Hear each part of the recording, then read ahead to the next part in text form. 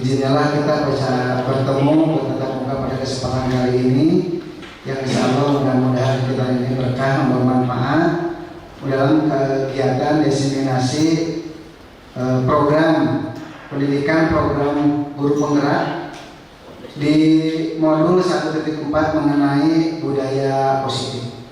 Sholawat beserta salam semoga selalu tercurah kepada junjungan alam Nabi Muhammad Sallallahu Alaihi Wasallam, kepada keluarganya, kepada sahabatnya, sampai kepada kita selaku umatnya yang selalu berupaya mengikuti ajarannya. Bapak Kepala Sekolah yang saya hormati, rekan-rekan peserta calon guru penggerak, peserta pendidikan guru penggerak yang saya hormati, beserta Bapak Ibu audiens, Bapak Ibu perwakilan dari sekolah yang dalam hal ini diwakili oleh Ibu Bapak Wali kelas dan juga dari bimbingan konseling yang saya hormati. Terima kasih kami ucapkan yang pertama kepada Bapak Kepala Sekolah yang telah memfasilitasi kami mendukung program pendidikan guru penggerak kepada kami dari mulai pendaftaran, Pak, telah disupport kami untuk semuanya ikut, dan pada pelaksanaannya kami benar-benar disupport untuk kesuksesan pemahaman program-program materi-materi dalam guru penggerak. Juga kepada Ibu Bapak yang telah memberikan waktunya, kami mengucapkan juga terima kasih. Mudah-mudahan ke depan kami bisa memberikan manfaat terutama mengenai program-program pendidikan yang diusung oleh pemerintah. Izin Pak Kepala menginformasikan rekan-rekan kegiatan ini merupakan kegiatan diseminasi hasil diklat kami yang dilaksanakan selama 3 bulan ya, 3 bulan yang selesainya Desember. Namun karena Desember kita terkena dengan libur, dalam diseminasi modul 1.4 ini karena kami ada melibatkan peserta didik juga, termasuk Bapak Ibu juga dilibatkan, sehingga kita harus menunggu istilahnya sesuai kadar pendidikan masuk sekolah. Alhamdulillah pada kesempatan kali ini kita bisa melaksanakannya. Dalam kesempatan kali ini kami informasikan bahwa yang membawakan materi yang pertama saya sendiri, yang kedua nanti Pak Angga Setia Umbara, yang ketiga Pak Abu Bakar, dan yang keempat Pak Jaja Sudraja. Bapak Kepala Sekolah mohon berkenan dalam kesempatan kali ini untuk membuka sekaligus memberikan sambutan dan arahan kepada kami dan juga gambaran mungkin kepada kita semua mengenai manfaat atau kebijakan rencana kebijakan sekolah mengenai pasca pembelajaran pasca pendidikan guru penggerak ini. Untuk itu waktu dan tempat kepada Bapak Kepala kami sediakan. Assalamualaikum warahmatullahi wabarakatuh. Bismillahirrahmanirrahim. Puji syukur kepada Allah Subhanahu wa taala, hari ini kita bisa berkumpul dalam keadaan sehat walafiat, semangat untuk terus melakukan suatu belajar untuk perubahan bagaimana kita memperkaya diri dalam hal-hal yang menunjang kerjaan kita, terutama sebagai pendidik. Salawat serta salam diucapkan pada Baginda Rasul Nabi Muhammad Sallallahu Alaihi Wasallam, pada keluarganya, sahabatnya, kita pada umatnya, dan mendapatkan syafaat dari yang saya hormati Pak calon guru penggerak angkatan 8 SMK Negeri 1 Kawali 7, angkatan 7. Yang saya hormati, saya banggakan wali kelas 10 SMK Negeri 1 Kawali yang merupakan sasaran dan sekaligus pengampu kurikulum merdeka. Dalam pembelajarannya guru penggerak telah melakukan pembelajaran yang saya ucapkan terima kasih atas kesediaannya untuk melakukan pembelajaran dan melakukan aksi nyata perubahan. Saya juga ucapkan terima kasih kepada Bapak dan Ibu semua wali kelas dan guru PBK yang pada hari Jumat ini masih semangat untuk kita berdiskusi. Sebenarnya teori-teori Ki Hajar Dewantara itu sudah lama berguna. Kita ungkapkan kembali melalui rekan kita yang 4 ini yang dididik langsung oleh Kementerian Pendidikan dan Kebudayaan Ristek. Kemudian kita diskusikan rencana aksi nyata beliau untuk menerapkan apa yang telah dipelajari pada kurikulum calon guru, khususnya di modul 1.4 ini budaya positif, kemudian juga atau kemudian diskusi, ada lagi satu lagi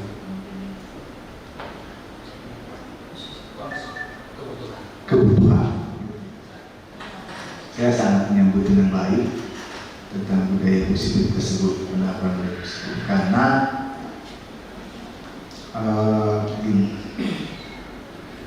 teori sudah ada, zaman terus bergulir dan macam-macam perubahan perilaku telah kita rasakan dengan anak-anak kita. Kita tidak bisa sendiri, tapi kita harus seperti ini yang bersatu menjadi satu dan jadi satu kekuatan yang betul. Terutama di sini ujung tombak adalah wali kelas dan guru PBK yang saling bisa sosialisasikan kebijakan-kebijakan yang dilaksanakan. Yang kedua, saya sangat menanti rencana aksi nyata. Bagaimana budaya positif itu muncul di sekolah. Sebenarnya apapun yang telah diberikan secara teori dan berpegang sudah dilakukan oleh guru-guru kita. Seperti teori pendisiplinan dengan mengganti dengan sebuah pembelajaran itu sudah dilakukan. Bahkan saya juga adalah salah satu murid yang mengenal teori restitusi tersebut. Saya sering ke Siana dan saya sering ke perpustakaan. Saya masuk 7.15 karena saya berangkat setengah 6 pagi. Rumah saya jauh 37 kilo ke SMA di satu Tasikmalaya. Saya masuk kadang 7.20. Saya restitusi oleh satpam, silakan masuk, dan saya langsung masuk ke perpustakaan dan masuk ke kelas itu 8 kilo. Teori-teori tersebut pun sudah kita lakukan oleh guru-guru. Maka di sekolah ini yang dibutuhkan apa? Dibutuhkan adalah sebuah sosialisasi dari standar prosedur tersebut. Bagaimana rekan-rekan kita, khususnya di wali kelas, dapat mensosialisasikan ke siswa sehingga tidak terasa bahwa itu adalah sebuah hukuman. Dan hal tersebut saya rasakan di akhir-akhir ini di sekolah ini menjadi sebuah permasalahan yang serius. Banyaknya siswa yang kesiangan, penanganan harus lebih cerdas. Jadi hukuman itu saya tidak menginginkan hukuman itu secara fisik, tetapi hal yang lain yang mengganti, yang menjadi pembelajaran bagi mereka. Teori-teori sudah banyak digulirkan, tetapi tidak hanya teori. Kita butuh rencana aksi nyata. Bagaimana standar prosedur tersebut berjalan dan sudah biasa gitu. Sehingga ketika menjadi sebuah kebiasaan, tidak menjadi sebuah penekanan. Nah, hal di sini kan harus ada bersinggungan dengan sekolah sama sekolah itu. Hal-hal tersebut yang secara holistik harus kita diskusikan bersama. Ini kita punya masalah. Sebuah masalah ini kalau dibiarkan akan terus minggu. Contoh, sudah 3 minggu rambut anak-anak kita belum. Dan hal-hal tersebut mungkin akan menjadi bias ketika terus kita biarkan. Tapi bagaimana hukuman tersebut tidak menjadi sebuah punishment yang membuat anak tersebut menjadi gitu. Karena sebuah punishment buat anak itu jelas itu akan selalu membekas, selalu membekas, dan akibatnya nanti akan bahaya seperti apa? Karena kita akan menjadi tua dan kita akan diurus oleh seperti itu. Kita harus mengingat bahwa kita memberikan pelayanan pendidikan yang baik kepada anak-anak kita, bahwa kita nanti menentukan masa depan kita ketika kita tua, kita akan diurus oleh. Maka kemasan-kemasan tersebut silakan didiskusikan pada siang ini dengan wali kelas, membuat formulasi seperti apa rencana aksi nyata dari positif sekolah. Slogan juga kan kita belum muncul apa itu apa yang nanti diusulkan ke sekolah jadi menjadi sebuah kebijakan. Pak, saya mengusulkan hasil diskusi seperti ini. Kita punya misalkan teguh dengan 5S. 5S itu apa? Sehingga semua siswa yang masuk ke SMK Negeri 1 KW sudah mengenal. Dan tidak hanya siswa saja, guru pun harus lebih bagaimana penetrasi tersebut dikolaborasikan dengan program sekolah. Saya sangat mendukung hal-hal ini, dan ini pun juga jika penanganannya setiap hari terus berjalan, itu akan menjadi bahaya. Semakin banyak anak yang sakit hati ya, karena penanganan punishment yang kurang pas, itu akan menjadi latihan bagi kita. Silakan Bapak calon guru pada angkatan 7 ini mempionir rekan-rekan mengembangkan sebuah masalah, bagaimana masalah tersebut menjadi sebuah solusi yang bisa disepakati oleh bersama. Seperti itu. Kalau kita membuat rapat di dalam rapat besar, tentunya tidak akan selesai. Jadi dibuatlah dalam rapat kecil seperti ini, diskusi hasilnya nanti kita bawa ke forum seperti apa sehingga menjadi sebuah kebijakan sekolah yang pas. Analisis karakteristik sekolah tentu pasti berbeda. Kita punya toleransi sampai di mana dapat sekolah yang seperti itu. Dan kita juga tidak bisa membiarkan bahwa memang di dalam sebuah pendidikan itu disiplin. Tapi bagaimana kemasan disiplin itu dapat menjadi sebuah pembelajaran pada anak didik kita, tidak menjadi sebuah punishment. Dalam hal ini kita selalu berkonotasi bahwa disiplin itu adalah menjatuhkan punishment kepada siswa sehingga membuat anak tersebut tidak mengulang. Tetapi bagaimana kita memberikan pelajaran pada siswa tersebut sehingga anak itu tidak mengulangi hal. Mereka menyadari bahwa hal-hal tersebut adalah menghargai dirinya sendiri. Contohnya aja, misalnya penampilan. Dengan penampilan yang kurang baik, maka mereka diyakini bahwa mereka itu tidak menghargai dirinya sendiri. Memposisikan bagaimana dia dipandang. Hal-hal tersebut itu harus dirumuskan bersama. Silakan saya percaya pada bapak-bapak dan ibu-ibu semua di sini dapat membuahkan sebuah hasil yang baik. Dan tadi rencana kita itu telah dilaksanakan di CGP ini, kemudian saya minta mungkin nanti rencana tindak lanjut seperti apa. Rencana tindak lanjut penerapan dan budaya positif yang akan diterapkan di sekolah ini. Kita sangat menanti hal tersebut karena sudah begini saya rasa itu menjadi sebuah bahaya yang harus kita waspada bersama. Dengan tahun yang lalu, kondisi tahun yang lalu tentang sekarang seperti itu ada terjadi sebuah perbedaan. Itu kan baguslah, semakin banyak masalah semakin bagus. Karena nanti akan belajar dari masalah yang lain.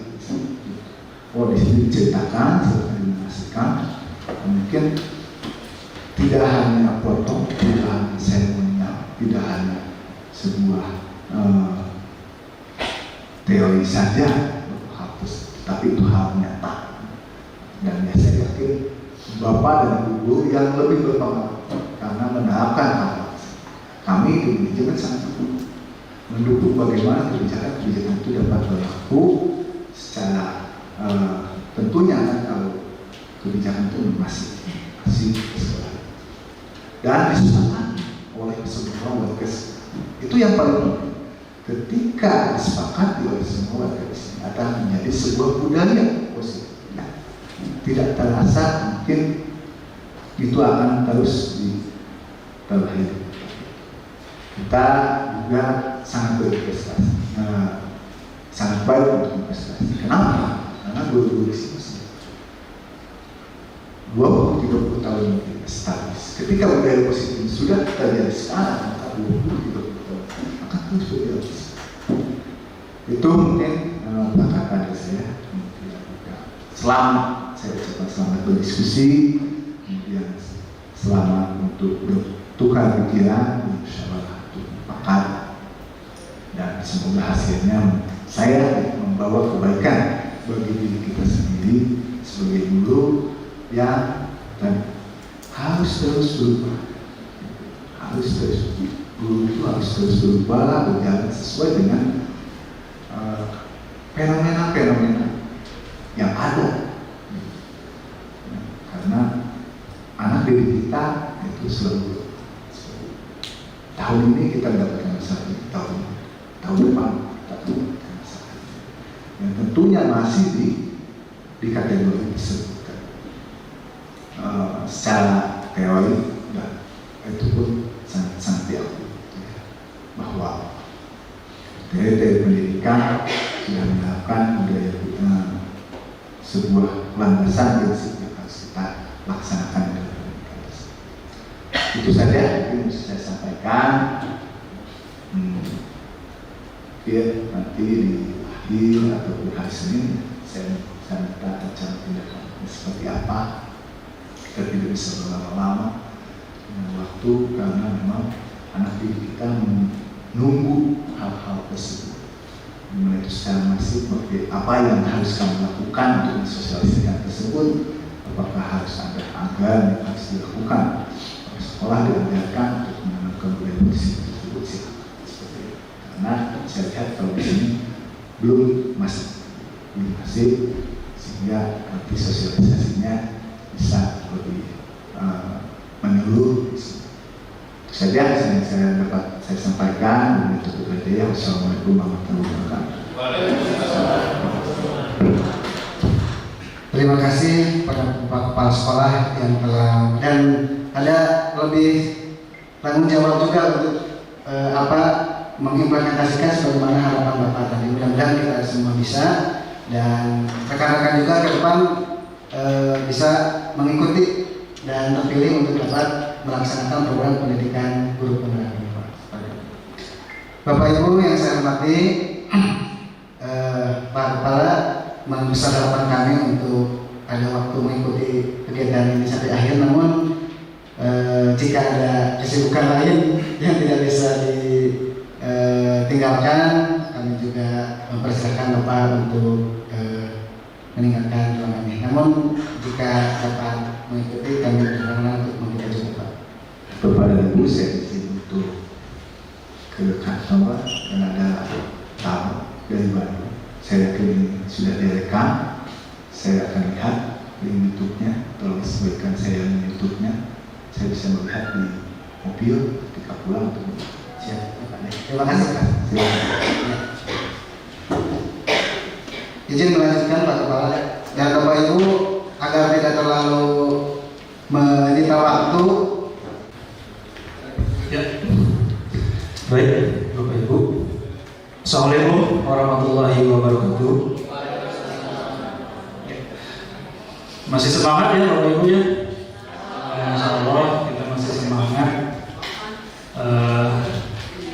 Terima kasih kepada Pak Dian yang tadi pada sesi pertama sudah menyampaikan salah satu bagian topik dari bagaimana kita dalam mewujudkan sebuah budaya positif. Yaitu tadi Pak Dian menjelaskan mengenai keyakinan kelas. Ya. Dan terima kasih Pak Dian juga sudah memberikan waktu kepada saya yang seluas-luasnya tentunya. Tapi tentu saya akan berusaha untuk tidak terlalu lama juga, ya, karena saya paham betul apa yang Bapak Ibu rasakan saat ini, apalagi sudah ya akan mendekati sore, ya, terus juga sekarang menuju ya weekend, ya, di weekend gitu, sehingga saya paham betul apa yang Bapak Ibu rasakan. Dan mudah-mudahan saya bisa memanage waktunya, ya, sehingga dalam kegiatan berbagi informasi atau ilmu ini tidak terlalu lama. Baik Bapak Ibu, tadi Pak Dian sudah menyampaikan mengenai keyakinan kelas, dan di sini saya akan mencoba menyampaikan topik yang lain, tapi ini masih berkaitan dengan bagaimana nantinya kita bisa mewujudkan sebuah budaya positif di sekolah, yaitu mengenai perubahan paradigma dalam belajar dan disiplin positif. Bapak Ibu, untuk mengawali, ya sebelum lebih jauh lagi untuk mengawalinya, saya akan mengajak Bapak Ibu untuk masuk kepada sebuah permainan atau game, ya, sederhana tapi tentunya memiliki makna yang sangat mendalam. Nama permainannya yaitu cobalah buka, ya, cobalah buka. Tapi jangan sampai salah memaknai. Nah, tinggal nanti Bapak Ibu mengikuti arahan atau instruksi yang akan saya sampaikan. Nah, kita mulai dengan game cobalah buka. Yang pertama aturannya, Bapak Ibu membawa kertas. Sedikit saja Bapak Ibu cari kertas. Yang penting nanti kertas itu cukup untuk menulis minimal ya 1-3 kata saja. 1-3 kata saja. Kalau misalnya ada yang tidak punya, ini boleh Pak dibagikan nih. Nah, itu boleh dibagikan, boleh dibagikan, disobek sedikit saja.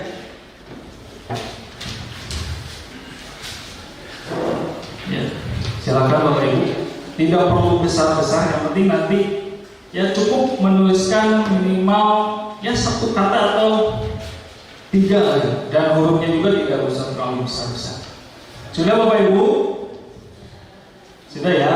Baik. Selanjutnya, belum Pak? Nah, ya belum Bapak ya. Sabar. Instruksi selanjutnya, kalau sudah ada kertasnya, silakan Bapak Ibu menuliskan di dalam kertas, pada kertas itu satu hal apapun itu ya, yang dianggap paling berharga, sangat berharga, sangat penting, apapun dalam hidup Bapak Ibu. Bisa berupa benda, bisa berupa keyakinan atau prinsip dan sebagainya, bebas Bapak Ibu. Tulis satu, ya terserah ya. Yang jelas itu merupakan hal yang Bapak Ibu anggap itu sebagai sesuatu yang sangat berharga. Sudah ya Bapak Ibu? Sudah? Ya boleh apa saja Bapak, boleh benda, boleh tadi keyakinan atau prinsip ya. Kalau sudah, silakan kertas tersebut Bapak Ibu letakkan di telapak tangan dan genggam. Nah, genggam ya Bapak Ibu, genggam.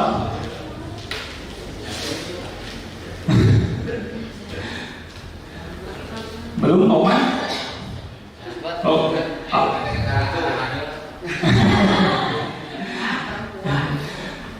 ya silakan bisa menyusul Pak Oman, ya bisa dipikirkan kembali apa yang ya sekiranya Bapak Oman itu menganggap suatu hal yang paling berharga di dalam hidup Bapak. Kalau sudah silakan kepal dengan kuat ya kertas tersebut, artinya bahwa apa yang ditulis di sana itu adalah hal yang berharga sehingga kita tentu perlu menjaganya. Itu ya, itu prinsipnya. Dan kemudian, nah, prosesnya, aturan berikutnya adalah nanti Bapak Ibu coba berbagi peran dengan teman yang lainnya. Artinya harus ada pasangannya Bapak Ibu ya. Harus berpasangan 2 orang berbagi peran. Ya. Jadi katakanlah ada si A dan si B, A dan B. Silakan Bapak Ibu berbagi peran, berpasangan. Nah nanti sudah ada Bapak Ibu, teman dekat saja ya. Silakan yang di sampingnya Bapak Ibu ya. Ya. Nah kemudian silakan Bapak Ibu.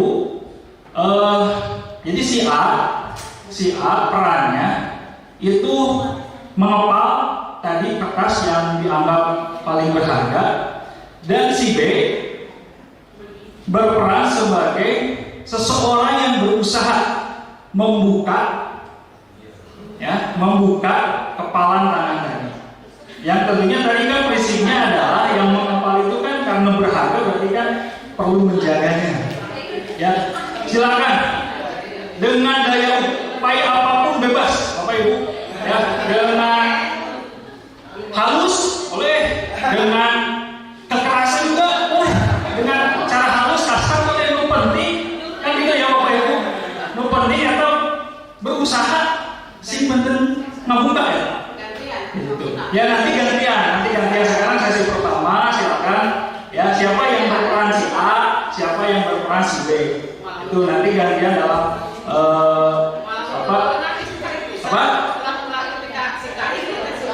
ya pokoknya usaha ibu bagaimana ketika menginginkan bahwa kepala teman ibu bapak itu bisa dibuka. Ya, silakan mau dengan rayuan, bujukan, gitu ya, dengan ya bebas, dengan ancaman mungkin, dengan diiming uang bisa saja. Amin, pokoknya itu kan juga. Kalau ya silakan kalau sudah dirasakan cukup, nanti boleh bergantian ya, silakan bergantian.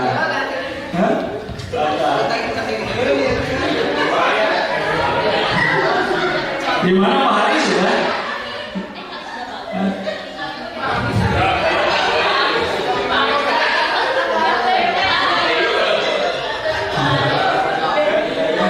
Silakan bebas dulu, mau dengan ya bujuk rayu seperti apa silakan. Penting kan tujuannya adalah membuka.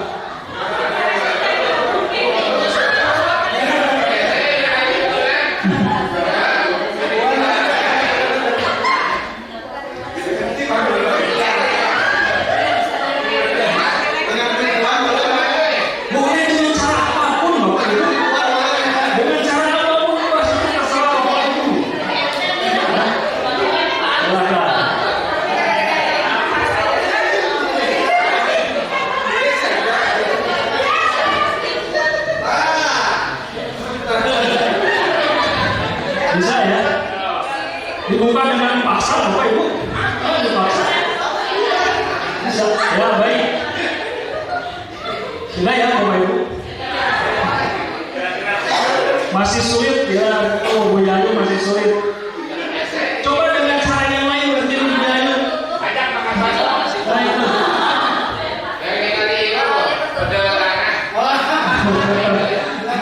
Meramal.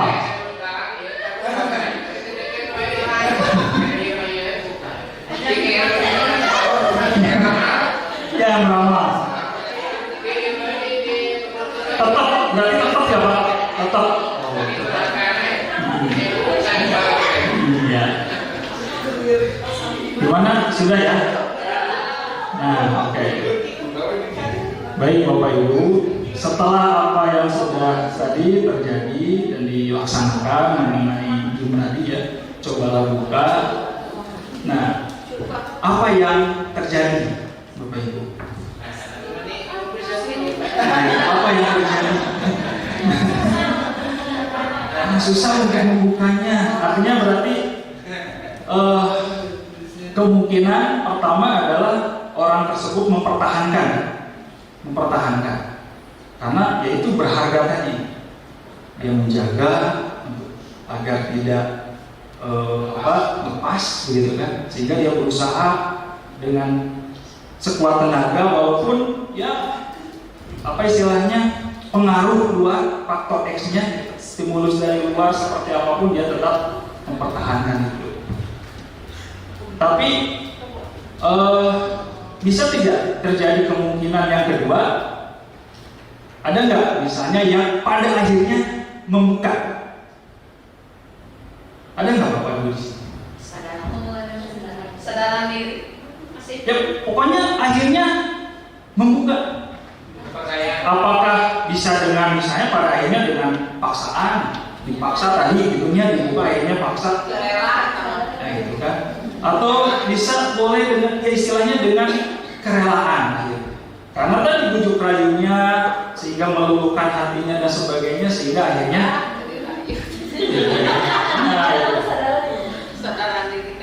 ada yang begitu. Siapa? Ibu Mia. Ini mungkin bisa mengutarakan. Nah, elaborasi silakan alasannya Ibu Mia ya. Kenapa sampai dibuka ini? Padahal itu tadi sangat berharga. Saya dengan kesadaran sendiri membuka rahasia saya kepada Bu Titin. Oh, bakal rahasia. Karena berusaha untuk saling terbuka, toh itu sesuatu yang mungkin Bu Titin juga bisa memberikan masukan yang baik. Bimbingan dari senior. Jadi memang itu berdasarkan istilahnya keinginan sendiri ya, karena ada harapan juga dari tadi Ibu Titin bahwa saya dengan memberikan apa yang tadi dirasakan berharga itu ada masukan kembali ke diri kita. Nah itu baik. Nah kemudian pertanyaannya berikutnya. Nah ini, siapakah yang sesungguhnya memegang kontrol, yang mengendalikan hal tersebut? Diri sendiri, bukan orang lain yang memujuk. Walaupun pada akhirnya saya menyerahkan, tidak. Gimana? Baik Bapak Ibu, betul ya. Saya beragama seperti iman, bagaimana? Seperti iman. Katanya iman gitu. Oh iman. Jadi saya kan bukan perlu iman. Ya justru bagus Pak. Sudah seperti saya kan yang dipegang lagi anak saya. Anak. Siapapun yang mau menghancurkan anak saya kan berani. Ya, berarti ya prinsip Bapak seperti itu. Ya itu sah saja. Tapi itu kan konkret kan. Ya. Iman itu. Jadi membuka dirinya bagaimana itu? Kalau iman itu kan boleh buka saja. Jadi mungkin gini banget, tidak mungkin sampai kapanpun ini lepas orang lain. Nah itu menurut saya. Iya. Ya berarti kan artinya Pak Oman punya keyakinan dalam dirinya bahwa memang anak itu adalah berharga gitu kan. Berarti itu kan bentuk pengendalian diri kita, kontrol diri kita. Ya berarti kita sepakat semuanya bahwa setelah tadi yang terjadi tadi, kontrol diri atau siapakah yang sesungguhnya memegang kontrol, kita sepakat bahwa itu adalah diri kita sendiri, bukan orang lain.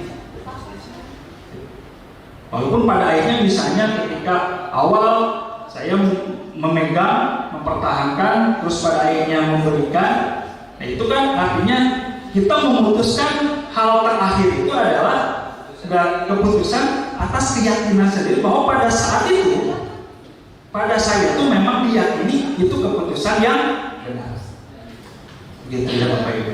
Artinya keputusan dasarnya pada saat itu memang terpenuhi untuk memenuhi kebutuhan dasar. Itu ya Bapak Ibu. Contoh misalnya ini, Saya ada uang misalnya 500.000 lah. Ini sangat berharga. Ini contoh sederhana. 500.000 sangat berharga. Nah tiba-tiba ada teman atau saudara atau siapapun ingin meminta uang. Padahal saya juga butuh nih. Itu atau sakitnya namun sakitnya, gitu kan? Ya dengan segala upaya teman saya atau saudara saya itu berusaha untuk, ya istilahnya saya meminjamkan uang lah. Dan ternyata saya meyakini, oh ternyata dia lebih butuh dari saya. Untuk makan pun bisa, dia tidak bisa. Pada akhirnya dengan rasa iba saya, akhirnya kan memberikan, walaupun misalnya hanya separuh, sebagian besar ke teman saya dan sebagian kecilnya untuk saya. Nah ketika saya putuskan untuk memberi itu kan, itu kontrolnya ada pada diri kita sendiri sebagai dasar untuk memenuhi kebutuhan dasar saya pada saat itu. Kebutuhan dasarnya apa? Rasa ingin membantu, membahagiakan orang lain. Karena ketika saya memberikan uang orang itu pasti bahagia, sehingga ketika saya sudah membahagiakan orang lain, saya pun menjadi bahagia. Itu kebutuhan dasar. Misalnya itu salah satu contoh. Itu ya Bapak Ibu. Jadi kita sepakat dan berdasarkan teori kontrol pun seperti itu. Jadi prinsipnya apapun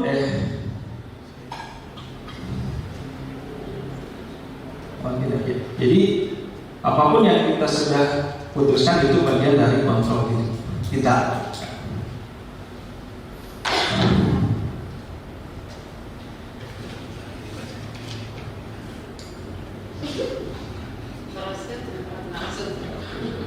Ada pertanyaan?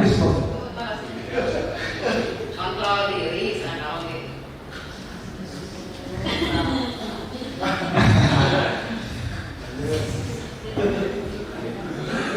Baik. Ya, saya lanjutkan ya Bapak Ibu. Itu sebagai sebuah kontrol diri.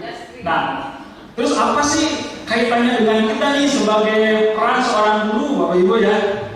Sebagai seorang guru nih, kontrol diri ini, ya. Nah kita kan guru seringkali kita gitu kan, bahkan saya gitu kan, suka menganggap ya karena kita kan orang dewasa, orang tua, mereka tuh anak-anak, kita berhubungan dan interaksi dengan anak-anak selama belajar.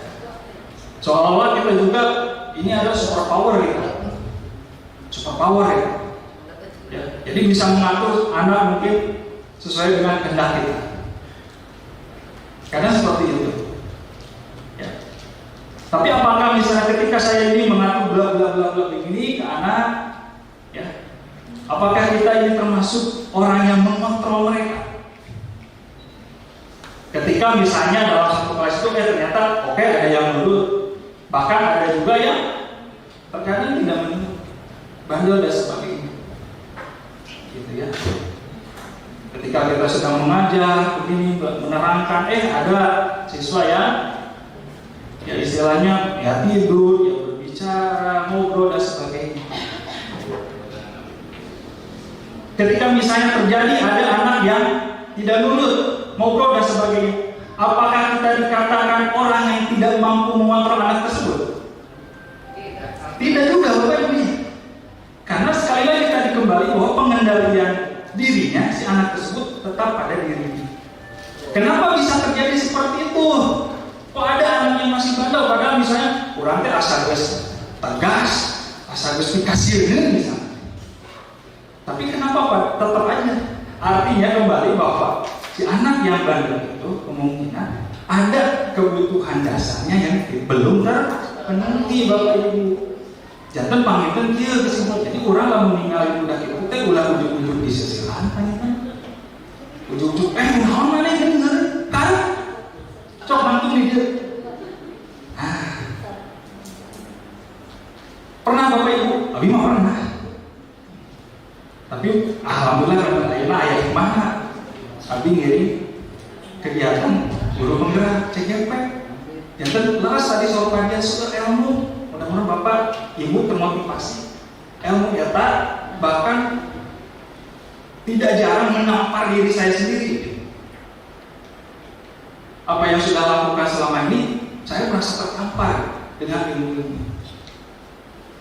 Nah, salah satunya seperti itu tadi, kontrol diri. Jadi apapun yang dilakukan pasti ada keyakinan yang mendasarinya.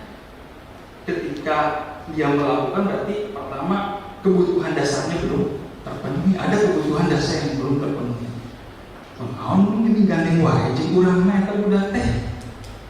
Ya berarti hal yang pertama minimalnya kita komunikasi dengan anak.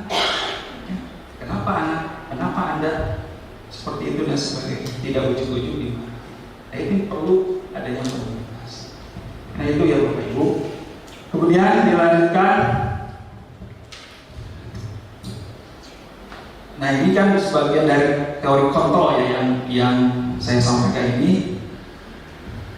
Nah, jadi prinsipnya bahwa teori kontrol ini kita tidak bisa mengontrol orang lain dan kita juga tidak bisa dikontrol oleh orang lain. Yang misalnya ini perbandingannya stimulus respon mengatakan kita mencoba mengubah arah agar berpandangan sama dengan kita. Tapi berdasarkan teori kontrol tidak demikian Bapak Ibu. Justru kita berusaha memahami pandangan orang lain tentang dunia, artinya tentang segala sesuatu yang memang mereka butuhkan. Karena siswa, kalau berkaitan dengan siswa memerlukan sebuah kemerdekaan belajar. Mereka ingin merdeka belajar. Makanya kan digaungkan di kurikulum merdeka ini, kita silahkan penuhi kebutuhan siswa. Caranya bagaimana? Ya tentunya kita menggali. Nah itu kemudian perilaku buruk dilihat sebagai suatu kesalahan. Nah justru di teori kontrol semua perilaku memiliki tujuan, sekalipun perilaku itu buruk. Ya, gitu ya. Kemudian orang lain bisa mengontrol saya. Itu menurut stimulus respon. Teori kontrol mengatakan hanya Anda yang bisa mengontrol diri Anda sendiri. Itu jelas tadi seperti yang dalam simulasi itu sudah jelas ya, permainan tadi. Kemudian saya bisa mengontrol orang lain. Ya, dalam teori kontrol tidak demikian Bapak Ibu. Saya bisa mengontrol orang lain. Dalam teori kontrol Anda tidak bisa mengontrol orang lain. Sudah jelas. Kemudian pemaksaan ada pada saat bujukan gagal, dan di teori kontrol kolaborasi dan konsensus menciptakan pilihan-pilihan baru. Kemudian model berpikir menang kalah. Nah, jadi di pemikiran-pemikiran yang lama mungkin ada istilah menang kalah ya. Karena kita memposisikan seolah-olah kita yang kontrol. Kalau kita merasa oh saya mampu mengontrol berarti oh saya menang, dia kalah. Tapi tidak demikian dalam teori kontrol. Ya, yaitu model berpikir menang-menang. Nah itu ya Bapak Ibu. Kemudian ya, saya lanjutkan. Nah, ini ada sebuah pertanyaan juga. Apakah setuju dengan pernyataan ini Bapak Ibu? Hukuman dapat mendisiplinkan anak. Setuju Bapak Ibu? Oh zaman ayeuna. Upami kalungkur masih biasa Bapak Ibu.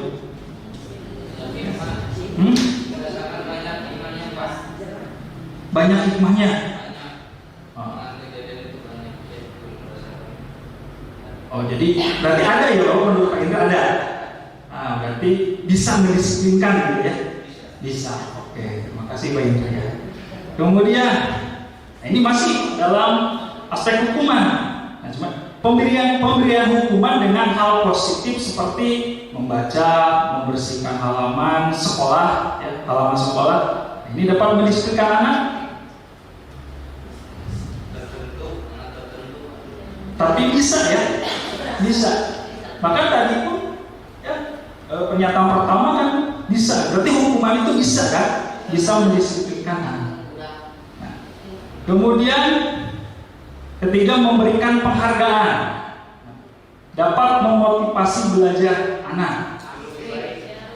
Nah, lebih baik ya, betul. memberikan penghargaan kepada anak. Seperti surga neraka, Pak. Surga neraka, maksudnya gimana Pak Indra? Kita kan takut apabila mendengar itu dosa masuk neraka. Nah, setelah ada iming-iming banyak ajarannya, kita masuk surga, kita semangat. Jadi ada ya ini penghargaan itu ya. Jadi, nah berarti apa sih kaitan dengan ini? Berarti kan kalau kita lihat tadi, berarti 3 pernyataan ini sebenarnya kan bisa ya mendisiplinkan anak ya, bisa mendisiplinkan. Nah, cuman tadi ini kan dengan hukuman. Tadi kalau berbicara lagi dikaitkan dengan keyakinan kelas, maka gini. Nah, apakah kita masih sepakat misalnya dengan hukuman, Bapak Ibu? Dengan adanya hukuman? Karena begini, hukuman, misalnya anak dihukum push up bisa suka tinggali orangnya, itu hukuman.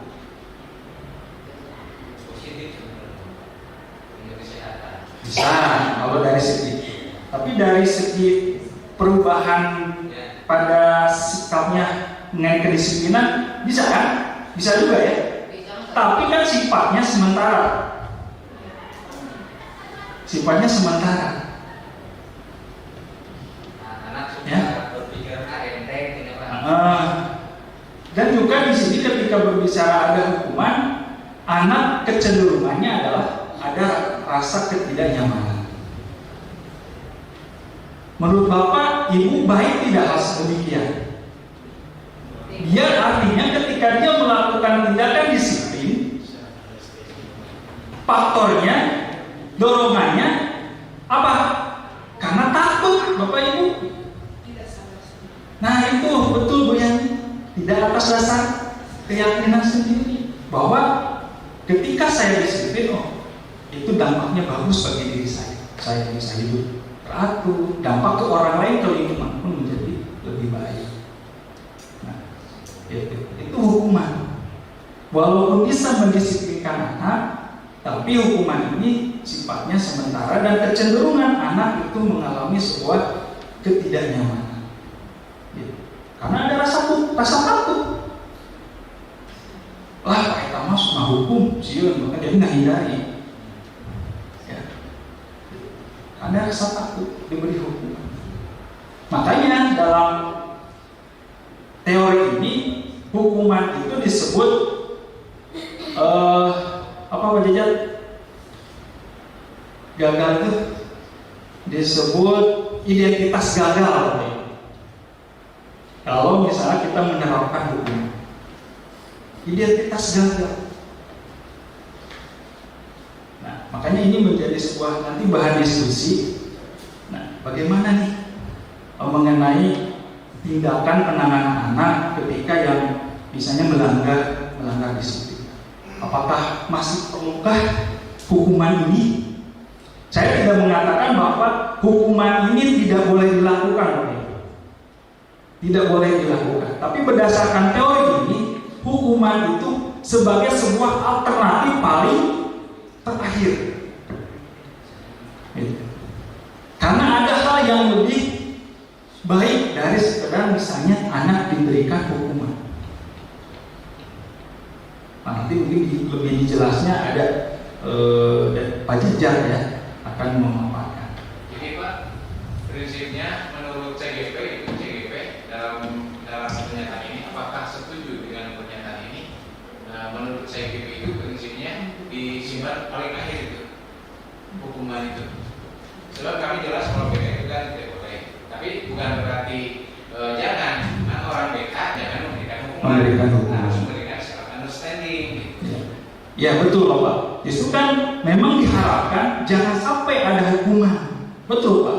Jangan sampai hukuman itu dihindarkan. Tapi bukan berarti tidak boleh dilakukan. Itu sebagai sebuah alternatif terakhir. Gitu ya Bapak. Jadi ya bila perlu ditiadakan. Dan kalau kita kembali kepada tadi sebuah keyakinan, tadi Pak Dian ya, keyakinan bahwa dalam dirinya, maka justru kita mengupayakan membentuk anak itu membentuk sebuah kesadaran sendiri sehingga tidak perlu lagi ada hukuman. Caranya bagaimana? Ya nanti ada sebuah cara ya Pak Jajat, nanti Pak Jajat lebih belum Pak, ini nyambung Pak. Jadi dalam hal ini di sini saya menyampaikan bahwa hukuman ini lebih sebagai sebuah identitas gagal ya karena tadi ada anak menjadi ada rasa takut, rasa tidak nyaman dan sebagainya. Walaupun pada akhirnya ya anak itu disiplin, tapi ketika misalnya dia pindah tempat kemana bisa terjadi dia tidak disiplin. Karena lingkungannya berbeda, ada daya aturannya, daya rumah hukumnya dari rumah. Artinya belum ada kesadaran sendiri atau karakter yang memang ada pada diri. Ya, itu Bapak Ibu. Kemudian, nah, hukuman, konsekuensi dan penghargaan ini Bapak Ibu. Kita coba membahas nih mengenai pengertian ini. Dimulai dari hukuman. Hukuman bersifat tidak terencana atau tiba-tiba. Jadi murid tidak tahu apa yang akan terjadi dan tidak dilibatkan. Jadi hanya satu arah. Itu hukuman. Jadi ketika kita misalnya menangani anak yang tidak disiplin, kita ujuk-ujuk, sok push up. Anak tidak tahu apa-apa, tidak diberitahu, anak kaget, sehingga pasti ada rasa ketidaknyamanan pada dirinya. Sok lari. Jadi kita masih sering terjadi hal semacam itu. Jadi anak tidak dilibat. Jadi hukuman sifatnya itu tidak terencana, mendadak. Tahu-tahu anak melakukan kesalahan, udah pasti hukuman. Kemudian konsekuensi. Konsekuensi di sini adalah, jadi disiplin dalam bentuk konsekuensi ini bersifat sudah terencana. Kalau konsekuensi Bapak Ibu. Nah ini tentunya jauh lebih baik ya Bapak Ibu dari sebuah pemberian hukuman. Konsekuensi bersifat sudah terencana, disepakati bersama, artinya ada dua arah. Tadi hukuman hanya satu arah, hanya guru memberikan hukuman tindakan tertentu, silakan. Nah kalau di konsekuensi ini disepakati dulu bersama. Ada komunikasi dua arah. Itu yang saya pahami. Jadi mungkin bisa seperti ini. Dan ini biasanya lebih ke bagaimana untuk membangkitkan sebuah rasa tanggung jawabnya. Misalnya ada siswa yang terlambat. Ini berat pemahaman saya membandingkan antara hukuman dan konsekuensi. Ada siswa yang terlambat misalnya 15 menit masuk ke ruangan kelas kita. Ketika hukuman, mungkin anak langsung diberi hukuman, misalnya contoh berdiri di depan kelas, misalnya langsung diberi. Bujang-bujang ditaros, alasan gunawan, kasih hukuman berdiri. Itu hukuman. Nah kalau konsekuensi ada komunikasi, ada kesepakatan bersama, baik sebelumnya atau misalnya pada saat itu. Kalau misalnya pada saat itu ya kita komunikasi, misalnya bertanya kepada anak kenapa kamu terlambat, kemudian misalnya apa yang bisa kamu pertanggungjawabkan atas keterlambatan. Bisa dari anak sendiri yang mengutarakan. Kalaupun misalnya tidak, maka kita juga bisa memberikan masukan kepada anak untuk konsekuensinya. Misalnya, bisa nggak kamu misalnya konsekuensinya adalah karena kamu datang tadi terlambat 15 menit, bagaimana nanti kamu tetap tinggal di kelas setelah belajar selesai. Orang lain istirahat, kamu tetap tinggal di kelas untuk mengerjakan ketertinggalan pembelajaran Anda.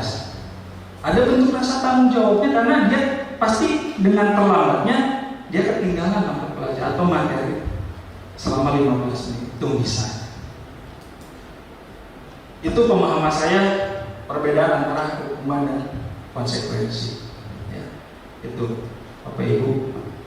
Kemudian penghargaan ini tadi ya adalah suatu benda atau peristiwa yang diinginkan yang dibuat dengan persyaratan efektif jika diberikan untuk jangka pendek. Nah, ini ya sama jangka pendek. Dan biasanya ini jadi ketergantungan nantinya. Nah, ini juga artinya berarti semuanya ini adalah faktornya adalah faktor eksternal. Jadi ada dorongan dari luar.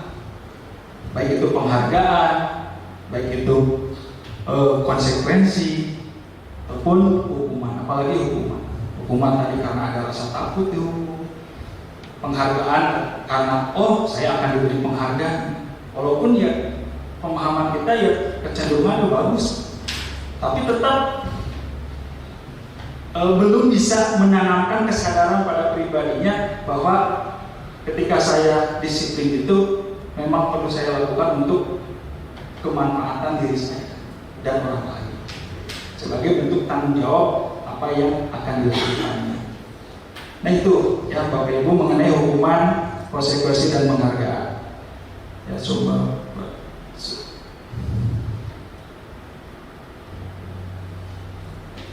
Apa itu disiplin positif? Ya Bapak Ibu.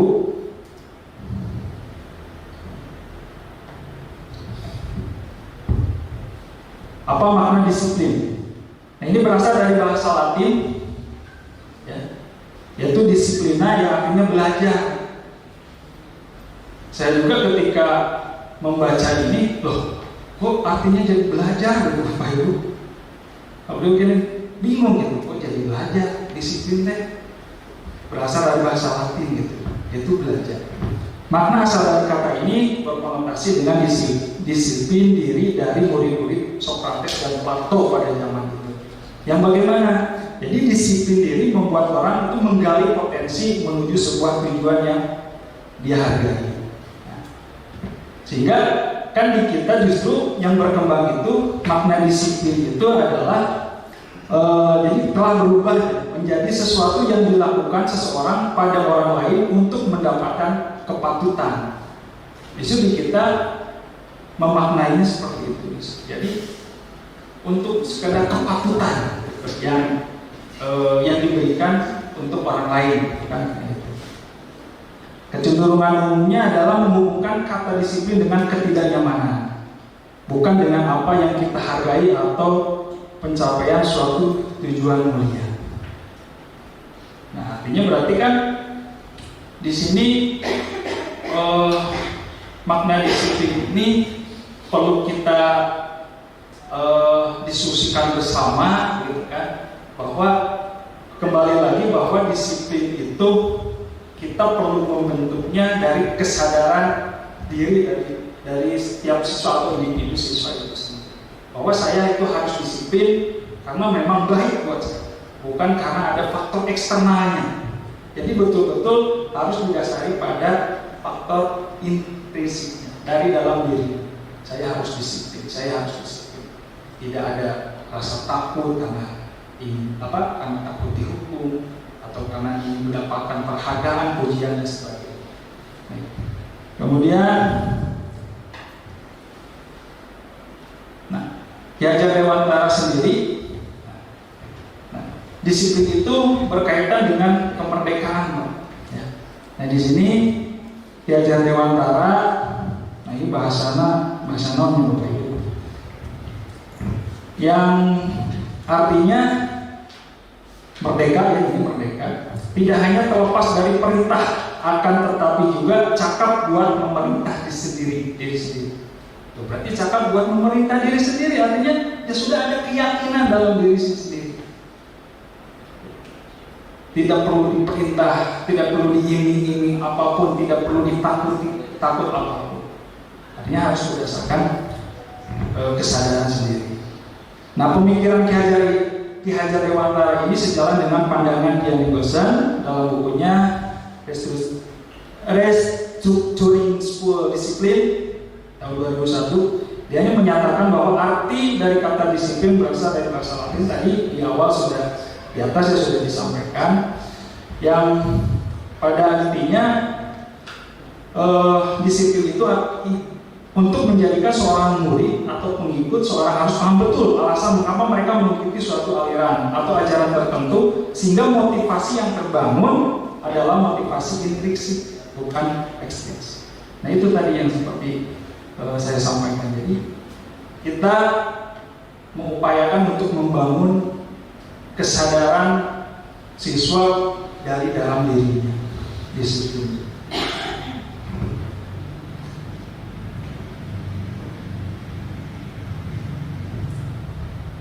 Yang juga menyatakan bahwa arti asli dari kata disiplin ini juga berkonotasi dengan disiplin diri dari murid-murid Sokrates dan Plato tadi di atas sudah, ya. Maka dapat disimpulkan disiplin adalah rasa ketaatan, kepatuhan terhadap nilai-nilai yang dia percayai yang menjadi tanggung jawabnya. Jadi ada rasa tanggung jawab di sana. Kenapa saya harus disiplin? Jadi sekali lagi disiplin adalah bentuk tanggung jawab ketika kita melakukan sebuah perbuatan, didasarkan pada sebuah keyakinan yang ada dalam dirinya yang dia percayai. Itu mungkin Bapak Ibu yang bisa saya sampaikan, ya, mengenai diseminasi atau pemaparan, ya, atau sharing dalam topik tadi perubahan paradigma dan disiplin positif. Dari saya cukup sekian, mohon maaf apabila banyak kekurangannya, ya. Dan kalaupun ada pertanyaan mungkin silakan, ya, kalau bisa saya jawab saya akan jawab, kalaupun tidak mungkin nanti bisa kita sama-sama untuk memikirkannya. Bahkan di sini ada teman-teman CGP yang lain yang mungkin bisa membantu. Itu saja mungkin dari saya. Terima kasih atas perhatiannya. Assalamualaikum warahmatullahi wabarakatuh.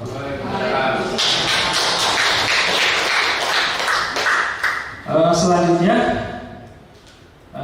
untuk pemaparan berikutnya akan dipaparkan oleh Pak Abu Bakar mengenai apa Pak Abu? Motivasi ya? Perilaku. Kebutuhan dasar. Mengenai perilaku dan kebutuhan dasar manusia. Mangga Pak Abu.